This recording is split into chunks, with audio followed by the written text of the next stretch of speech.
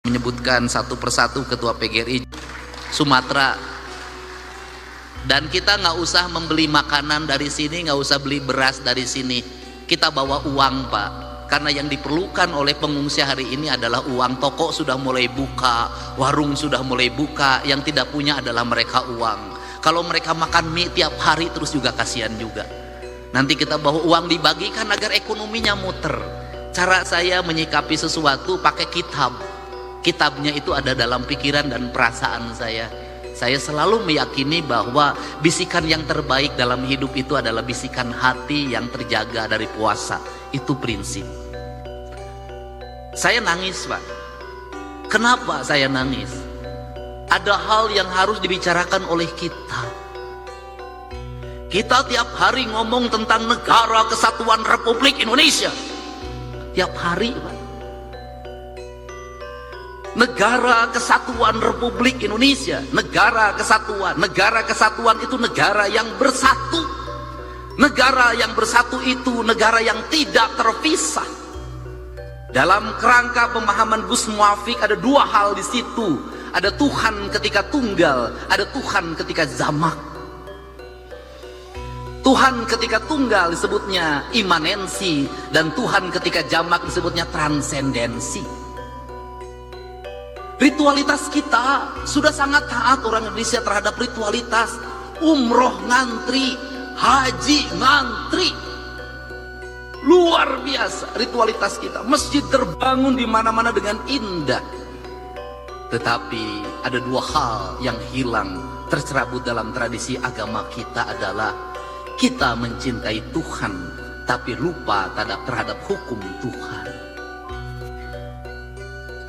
Hukum Tuhan yang benar, yang tidak perlu ditafsirkan, yang tidak melahirkan mazhab, yang tidak melahirkan kelompok, yang tidak melahirkan ormas adalah hukum alam. Hukum matahari tidak akan pernah berubah, hukum tanah tidak akan pernah berubah, hukumnya air tidak akan berubah, hukumnya udara tidak akan pernah berubah. Tidak perlu pakai tafsir. Karena tidak perlu pakai tafsir, dalam pandangan saya mencintai Allah berarti tunduk dan patuh pada apa yang ditentukan oleh Allah. Ketundukan dan kepatuhan kita pada apa yang ditentukan oleh Allah adalah ketundukan dan kepatuhan kita pada kausalitas, pada sebab akibat, pada hukum alam, hukum yang universal, yang di seluruh negara sama itu hukumnya. Sehingga seorang nasionalis, dia akan menangis ketika hutannya dibabat.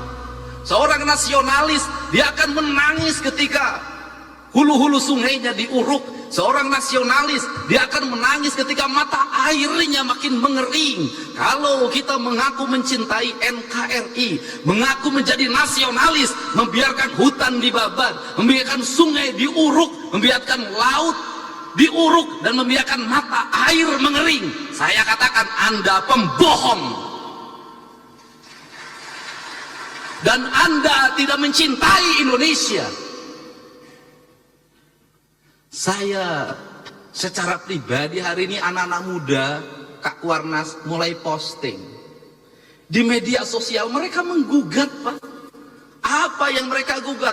Belanda menjajah Indonesia 350 tahun.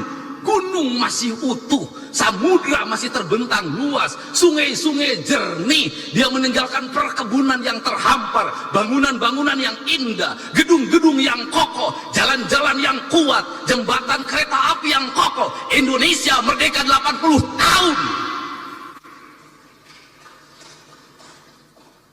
Gunung gundul, sungai keruh, hutan menggunung, bangunan-bangunan hampir tidak ada yang berkualitas, jalan-jalan mudah rusak, jembatan mudah roboh. Pertanyaannya adalah siapa yang penjajah itu? Ini kesadaran mungkin tidak layak diomongin sampai gubernur, tapi saya mewakili hati nurani saya yang selalu ingin saya ungkapkan dimanapun. Kenapa? Ini problem bangsa. Dan kebiasaan kita ini adalah ketika bencana kita ribut melakukan perbaikan. Tapi nanti ketika sudah musim kemarau lagi lupa lagi. Berbuat lagi. Kenapa saya ngomong begini? Saya punya hitungan ekonomi. Kita dapat dari pembabatan hutan berapa triliun. Kita dapat dari pengambilan pasir berapa, dari pengambilan gunung berapa. Tapi ketika bencana berapa puluh triliun, ratus triliun yang harus kita kerahkan. Rugi. Bangun jalan di Jabar, baru bangun, diinjek lagi sama Toronton yang tonasenya 40 ton, 30 ton, rugi, Pak. Dan semua orang diam, berdiri seperti patung. Patung dimusrikan, tapi sikap kita yang mematung, membiarkan kerusakan terhadap Indonesia, dianggap ada sikap yang beriman. Gak bisa. Sehingga inilah yang ingin saya bangun. Gerakan pendidikan kita harus menggerakkan anak-anak kita kembali pada titik dasarnya. Dia adalah manusia Indonesia yang mencintai tanahnya. Problem anak-anak kita hari ini apa? Dia tidak mengenal tanahnya. Kenapa tidak mengenal tanah? Sejak lahir kakinya tidak pernah menginjak bumi. Pakai sendal, di sepatu, tidak pernah berlari di pematang sawah, tidak pernah berenang di sungai, tidak pernah dia berlari menuju gunung. Dia menghabiskan waktu dalam setiap hari hanya dengan gadget. Dia mengenal ikan di gadget. Dia mengenal padi di gadget. Dan setelah itu negara lain mengintip kita.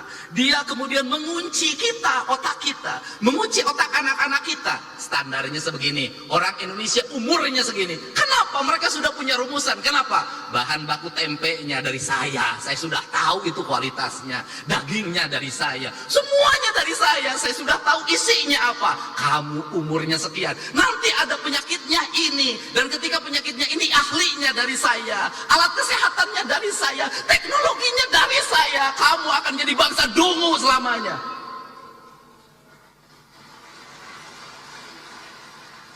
Saya tahu yang begini, Pak.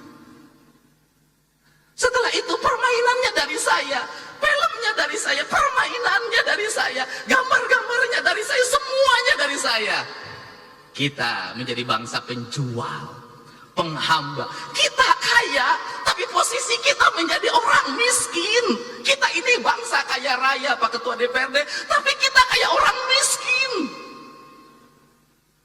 Mangga diambil dan kita menyembah pada yang mengambilnya. Ini prinsip. Gerakan kepramukaan harus seperti ini. Gerakan agama harus seperti ini, menjadi solidaritas kesadaran. Kenapa? Mumpung masih ada waktu. Sebelum semuanya terlambat. Saya ngomong hari ini, pramuka itu kitri. Pertanyaan saya, siapa yang nanam kelapa hari ini? Tiap hari, itu dalam tradisi Sunda itu sebenarnya nggak boleh dawegan itu. Dawegan itu sakral aja, hanya untuk sesajen. Itu nggak boleh. Kenapa? Itu pantangan pamali. Saya tahu kalau yang mudanya diambil terus, yang tuanya tidak akan lahir. Akhirnya kita hari ini harga yang mahal kelapa. Kelapa, karena bijinya juga diperlukan untuk industri biskuit di Cina. Barang yang murah, kita ini tiap hari ngomong nanam nggak ada. Maka pemerintah Provinsi Jawa Barat tahun ini itu membuat sebuah kewajiban seluruh bantaran sungai setelah dinormalisasi, setelah rumah-rumah kumuhnya dibongkar, maka harus tanamin pohon kelapa sepanjangnya. Saya tiap hari nanam pohon kelapa. Kenapa? Ini pohon yang paling kokoh. Kemudian nanti itu apa yang dilahirkan dari pohon kelapa itu minyak. Dulu kita di mana di Jawa Barat penghasil minyak terbaik? Ciamis. Minyak keletik. Saya tahu betul pada saat minyak keletik dikonsumsi oleh kita, dikembangkan pikiran bahwa minyak keletik itu mengandung kadar kolesterol tinggi, berbahaya bagi kesehatan. Terus itu yang baik itu adalah minyak sawit. Sekarang dibalik lagi, yang terbaik itu adalah minyak kelitik barat. Itu begitu. Kamu ketinggalan, yang bagus ini. Saya katakan, saya bertemu dengan orang-orang yang pinter. Dia ketawa. Apa itu? Kalian itu menuju ke tempat saya pergi. Kenapa? Kita ngikuti peradabannya orang lain sudah meninggalkan peradaban itu, dia menuju ke peradaban kita. Makanya saya berulang-ulang, kenapa saya mulai dari isu Sunda? Kenapa? Karena orang Jawa Barat itu Sunda, tadi diceritakan pada saat Nabi Muhammad lahir, kita sudah ada Salaka Negara, sudah ada Taruman Negara, sudah ada Galuh. Artinya apa? Pada saat orang lain jahiliyah, kita ini sudah berperadaban. Dari sisi sebagai bangsa, saya sangat bangga sekali pada saat Nabi Muhammad diutus untuk mencerahkan pikirannya orang Jazirah Arab. Orang Sunda sudah punya kerajaan, orang Sunda sudah punya peradaban, orang Sunda sudah punya sistem, dan hidupnya tidak pernah berperang dan berbunuh-bunuhan. Sehingga kujang, jangan salah, kujang bukan alat perang, kujang adalah alat sistem pertanian. Bangsa Sunda tidak pernah berperang. Hidupnya menjunjung tinggi apa? Dedehan, welasan, asihan, nulung kanu butuh, nalang kanu susah, nganter kanu sieun, nyaangan kanu poeken, saudara. Sehingga menjadi bangsa defensif. Kenapa menjadi bangsa defensif? Tanahnya sudah subur. Gak usah, biasanya bangsa yang suka perang itu adalah bangsa yang di tanahnya kering. Dia mencari sumber energi, dia mencari sumber pertanian. Kita mengesagala ayak, makanya gaya hidupnya si Kabayan. Kenapa gaya hidup si Kabayan? Bari ngagerek ceri genuna bubuk menang lauk. Sederhana. Kenapa jadi begini hari ini? Karena hari ini di Jawa Baratnya sudah ada keragaman orang. Dari Sumatera, dari Kalimantan, dari Jawa Tengah, dari Jawa Timur. Semuanya hidup bersatu di sini. Maka sekarang kita berkompetisi. Nggak bisa ngandelin lagi ngagerek celi. Lamun ngagerek celi mana? Celi terus kayak manajer benang kubatur alam. Makanya dirubah lagi oleh saya, harus kecekatan, tepat waktu, efektif. Dan saya contohkan di acara-acara provinsi, MC cuman pertama, kesininya nggak usah. Kenapa? Menghambat waktu dan cermin orang bodoh. Kenapa cerik orang bodoh? Itu jadi gubernur yang nggak ngerti apa-apa. Diukoy dititah, maju ke depan pidato aja disuruh. Yang terhormat Bapak Guru kami persilahkan, maju kudu persilahkan, ambil kesempatan, lu jangan nunggu dipersilahkan. Nggak boleh lah. Efektif satu hari sekian acara. Kenapa saya ingin mengefektifkan ini? Kenapa? Karena keuangan saya efektifkan, waktu saya efektifkan, kinerja ini saya kasih tahu ke teman-teman DPR. Ini aja yang menarik di Pemda Jabar. Pada saat pegawainya full kerja, kinerjanya lemah. Pada saat pegawainya setengahnya yang kerja, setengahnya di rumah, kinerjanya malah lebih bagus. Kenapa itu dilakukan? Duitnya kan kita berkurang 2,458 triliun. Saya harus ngirit listrik, saya harus ngirit air, dan kemudian jalan nggak usah macet kalau pagi-pagi. Akhirnya pegawainya setengahnya sekarang WFH di rumah aja. Kemudian lebih produktif saya lihat, dan mereka pendapatannya lebih baik. Kenapa? Tiap hari nggak usah jajan di kantin, nggak usah ngongkos mobil. Tapi kan ini kerjanya, ini alam sudah beda, bukan alam lagi berkumpul hari ini. Hari ini adalah alam berproduksi. Produksi hari ini nggak usah lagi panas-panasan, bisa jadi sambil tiduran. Memang dunianya sudah dunia digital, ini birokrasi modern. Tetapi kalau untuk pendidikan dasar nggak boleh.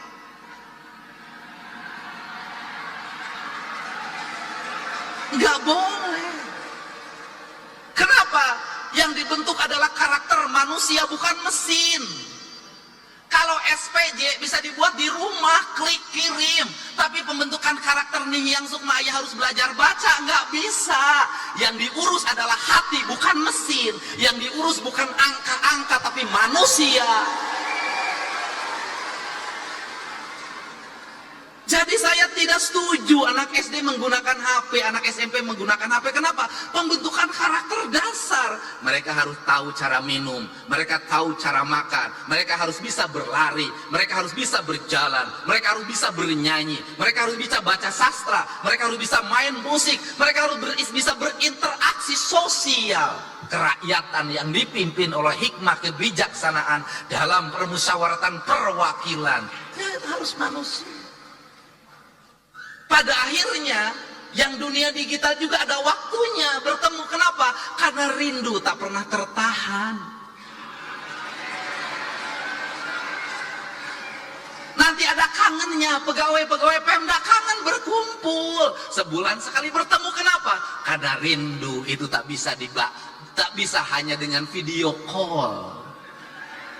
Tidak hanya dengan chat. Pada akhirnya kita adalah manusia nyata, bukan manusia maya. Nah, kerangka ini harus dibangun. Sehingga apa? Ini tantangan buat MUI. Kalau selama ini selalu dikatakan dosa besar itu berzina, ya, judi, ya. Tapi menurut saya hari ini harus ada yang ditingkatkan. Dosa yang paling besar itu adalah merusak alam. Paling besar. Yang berzina hukumnya dirinya dan istrinya dan keluarganya. Tapi membabat hutan di Ciwidey, membabat hutan di Pangalengan, banjir lumpur, triliunan uang dikeluarkan menormalisasi Citarum, pada akhirnya tidak bermakna karena lumpur gunung masuk Citarum dan meluap. Berapa penderitaan yang dialami oleh banyak orang.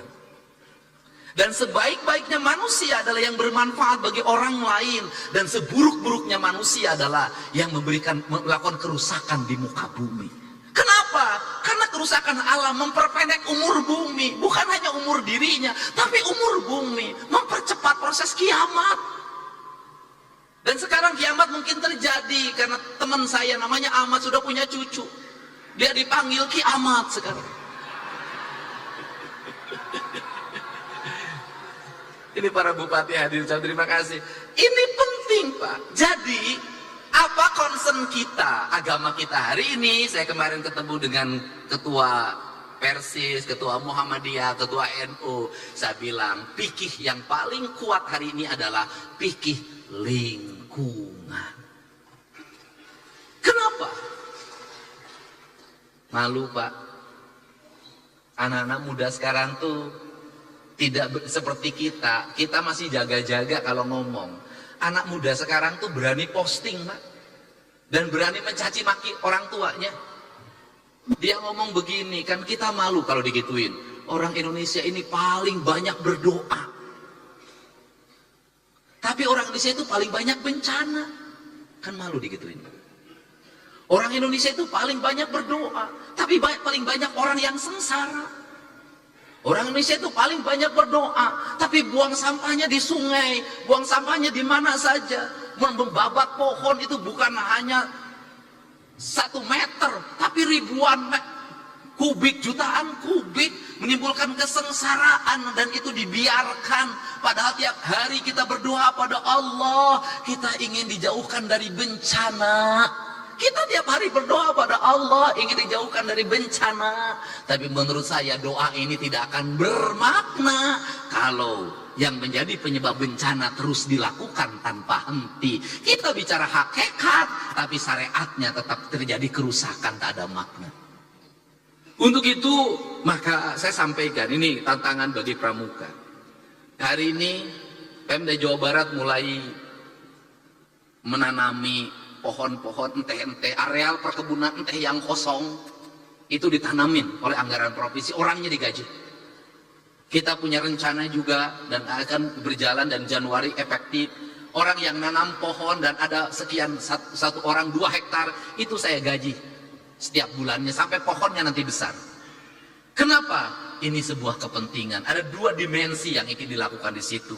Yaitu yang pertama adalah dimensi alam yang harus terselamatkan. Yang kedua adalah dimensi sosial ekonomi, di mana rakyat kita butuh uang. Saya jujur, ini ada sayuran tapi tetap saya kritik. Apa yang dikritiknya adalah mohon engkol, wortel, kemudian buncis, yaitu tanaman yang dibawa oleh Belanda. Itu makanannya orang Eropa. Di orang Indonesia nyebutnya sop.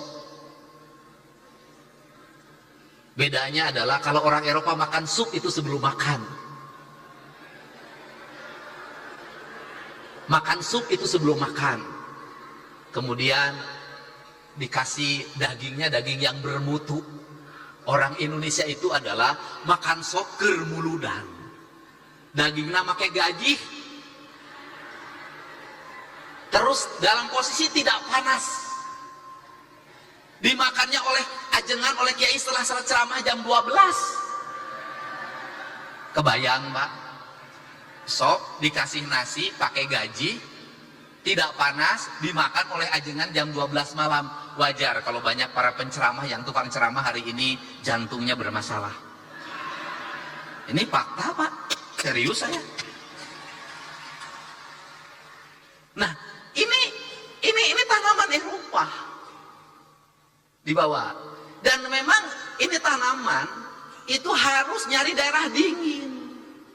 Download Tribun X sekarang, menghadirkan lokal menjadi Indonesia.